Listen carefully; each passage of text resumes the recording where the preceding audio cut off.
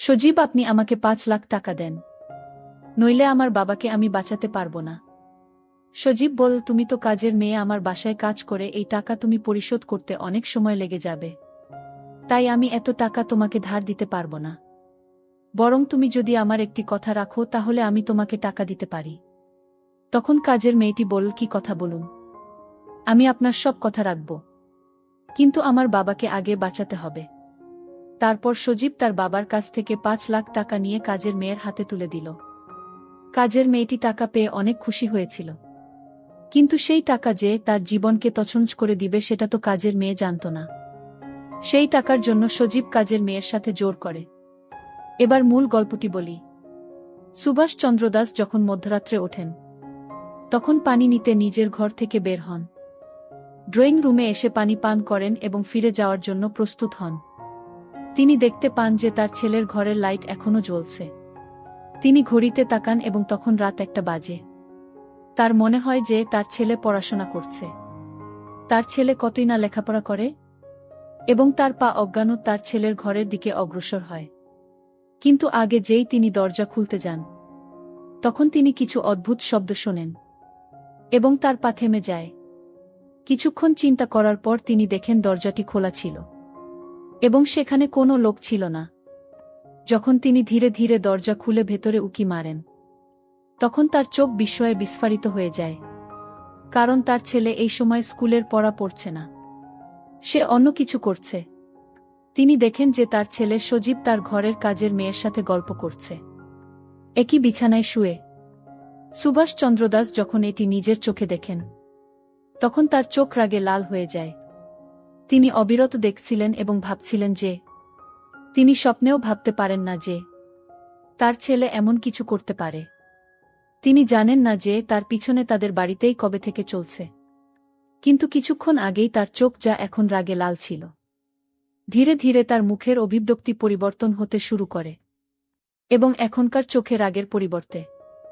এটি তখন ঘটে যখন তার নজর তার কাজের মেয়ের দিকে পড়ে এবং তিনি ভাবতে শুরু করেন, আরে আমি কখনো ভাবিনি যে কাজের মেয়ে এত সুন্দর হবে। আমি কখনো ভাবতে পারি না যে আমার বাড়িতে এত সুন্দর একটি মেয়ে আছে। কিছু সময় ধরে তিনি সেই ঘরের ভিতরে সেই তার ছেলের দৃশ্য দেখে যাচ্ছিলেন, এবং ধীরে ধীরে আবার দরজা বন্ধ করেন এবং সেখান থেকে চলে যান এবং নিজের ঘরে এসে ঘুমাতে চেষ্টা করেন। তিনি ঘুমানোর চেষ্টা করেন, কিন্তু তার চোখে ঘুম নেই। কিন্তু এরপর সুভাষ সাহেব যা ভাবছিলেন এবং যা করতে যাচ্ছিলেন এবং এই বাড়িতে কি হতে চলেছে, বন্ধুরা কেউ ভাবতেও পারবে না যে সুভাষ সাহেব কি ভাবছিলেন এখন।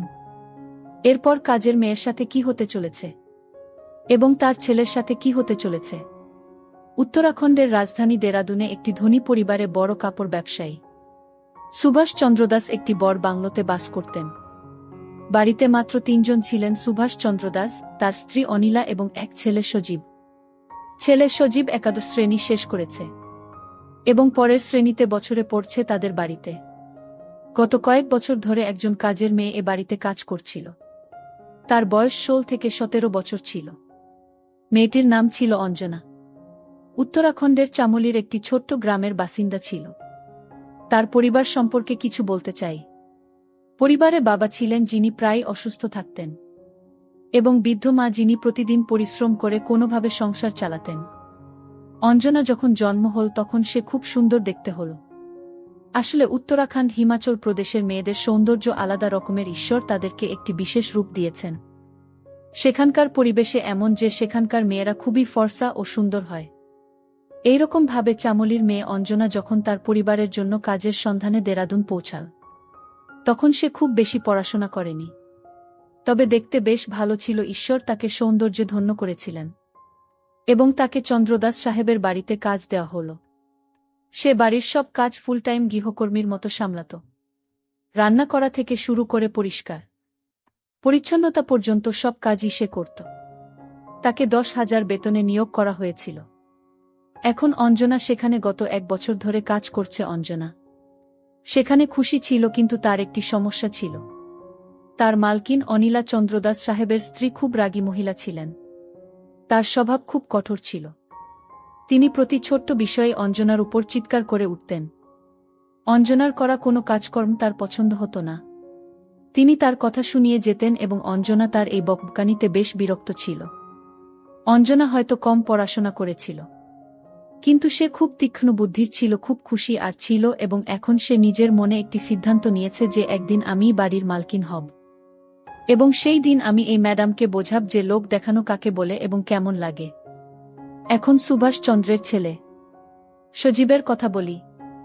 সে কলেজে যেত এবং কলেজ থেকে ফিরে এসে সে 2 দিন ধরে শুধু নিজের ঘরে পড়াশোনা করত। তার বাবা ভাবতেন যে তাদের ছেলে পড়াশোনা করছে। যখন অঞ্জনা সজীবের ঘর পরিষ্কার করতে যেত, তখন সজীব রেগে যেত এবং অঞ্জনার উপর চিৎকার করত যে, আমি তোমাকে কতবার বলেছি যে যখন ঘরে আসবে তখন ভিতরে আসার আগে ঠক ঠক করবে। তুমি সোজা ভিতরে চলে আসো, তুমি একেবারে বুঝতে পারো না। অঞ্জনা সরি বলতো, কিন্তু পরের বার আবার ভুলে যেত।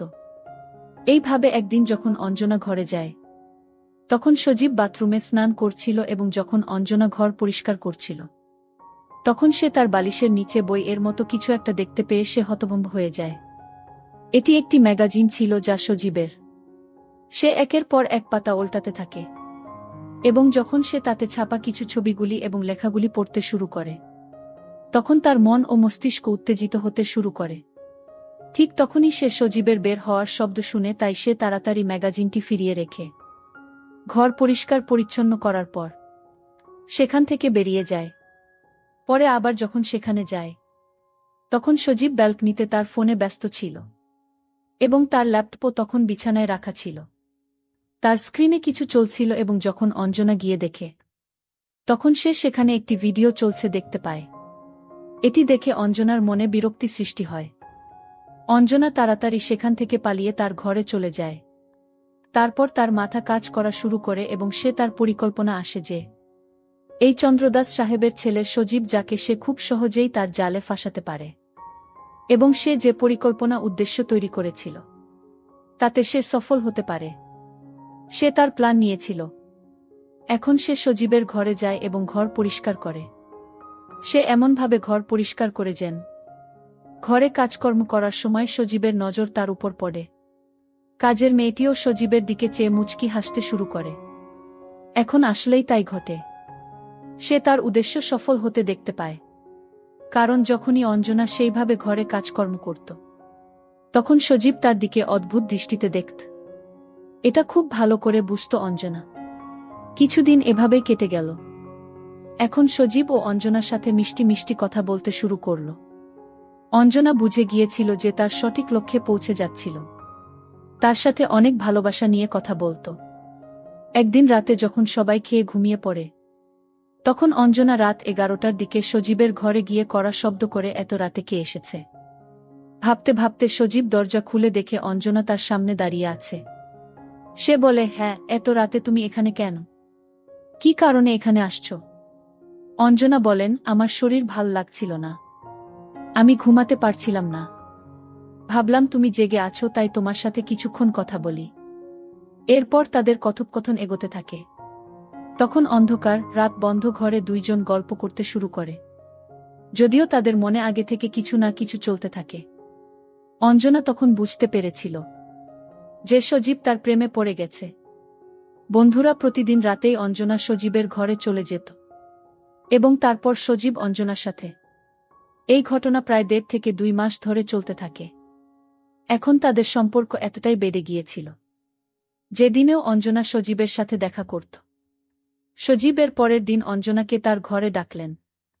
সজীব অঞ্জনাকে জিজ্ঞেস করলেন, তোমাকে আমি একটা কথা বলতে চাই, তুমি আমার এই কথা কারো কাছে কোনোদিন বলবে না।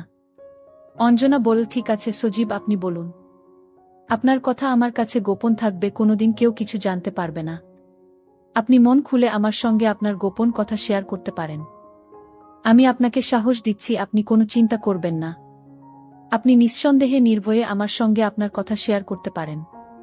সজীব তখন বলল, অঞ্জনা, আমি তোমাকে যত টাকা লাগে আমি দিব। তোমার যত টাকার প্রয়োজন হয় তুমি শুধু একবার আমাকে বলবে যে, সজীব, আমার টাকার প্রয়োজন, আমি তোমাকে টাকা দেব, কিন্তু তার বিনিময়ে আমি তোমার কাছে একটা অভিনয় চাই। অঞ্জনা তখন বলল, সজীব, আপনি বলুন, কি কিসের অভিনয়?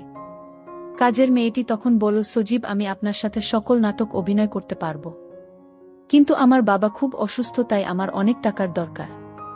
যদি আপনি আমাকে টাকা দেন তাহলে আপনার যে কোনো কথা আমি রাখব। শুধু অভিনয় তো? আমি কি পারবো অভিনয় করতে? আমি তো কখনো নাটক করিনি বা অভিনয় করিনি। তাহলে কি আমি সেই অভিনয় করতে পারবো? আপনার যদি মনে হয় আমি অভিনয় করতে পারবো, তাহলে তুমি আমাকে কিছু টাকা দিতে পারো। আর সেই টাকার বিনিময়ে তুমি যেখানে আমাকে নিয়ে যাবে, সেখানে আমি তোমার সাথে যাব। সজীব তখন কাজের মেয়েটিকে 50,000 টাকা দিয়ে বলল, আপাতত এই টাকাটা রাখো। কাজের মেয়েটি তখন বলল, সজীব, আমার 50,000 টাকা হলে চলবে না, আমার আরও কিছু টাকার দরকার। আপনি আমাকে 5 লাখ টাকা দিবেন, তাহলে আমার বাবাকে আমি সুস্থ করে তুলতে পারব। যদি আপনি আমাকে 5 লাখ টাকা দেন, তাহলে আপনি আমাকে যে অভিনয় বা নাটক বলবেন, আমি আপনার সাথে সেই অভিনয় বা নাটক করতে রাজি আছি। সজীব তখন একটু চিন্তায় পড়ে গেল যে এত টাকা আমার হাতে তো নেই, কিন্তু আমার মামার কাছে আছে। তখন সজীব মেয়েটিকে সান্ত্বনা দিয়ে বলল, ঠিক আছে, তুমি চিন্তা করো না, আমি তোমার জন্য 5 লাখ টাকার ব্যবস্থা করছি, কিন্তু তুমি আমার সমস্ত কথা রাখতে হবে। সজীব তার বাবাকে বলল, বাবা, আমার 5 লাখ টাকার দরকার। তার বাবা তাকে প্রশ্ন করল, এত টাকা তোর কেন প্রয়োজন? সজীব বলল, বাবা, আমি বলতে পারবো না। আমি এইটুকু জানি, তুমি আমারে 5 লাখ টাকা দাও। এত টাকা দিয়ে তুই কি করবি আমি না জেনে আমি তোকে টাকা দিতে পারবো না। টাকাটা আমার ভীষণ প্রয়োজন, প্লিজ বাবা, টাকাটা দাও। সজীবের বাবা তাকে 5 লাখ টাকা দিয়ে দিল এবং সজীবের পিছু নিল। সজীবের বাবা ভাবল যে আমার ছেলে এই টাকাগুলো নিয়ে কি করে তা আমার জানতে হবে। তারপর টাকাটা নিয়ে যখন কাজের মেয়ের হাতে তুলে দিল, তখন সজীবের বাবা বিশ্বাসটা দেখল। পরের দিন সজীবকে তার বাবা ডেকে নীল বলল, তুমি কাজের মেয়েকে টাকা দিয়েছ কেন? সজীব কোনো কিছু না বলে ঘর থেকে বের হয়ে গেল। কাজের মেয়েকে গিয়ে বলল, তোমাকে তো আমি টাকা দিয়েছি, এখন তুমি আমার সাথে চলো। বন্ধুরা, ব্যস্ততার কারণে আজকের গল্পটি শেষ করতে পারলাম না। গল্পের পরবর্তী পার্ট আগামীকাল আপলোড দেওয়া হবে। সেই পর্যন্ত সবাই ভালো থাকবেন, সুস্থ থাকবেন। ধন্যবাদ।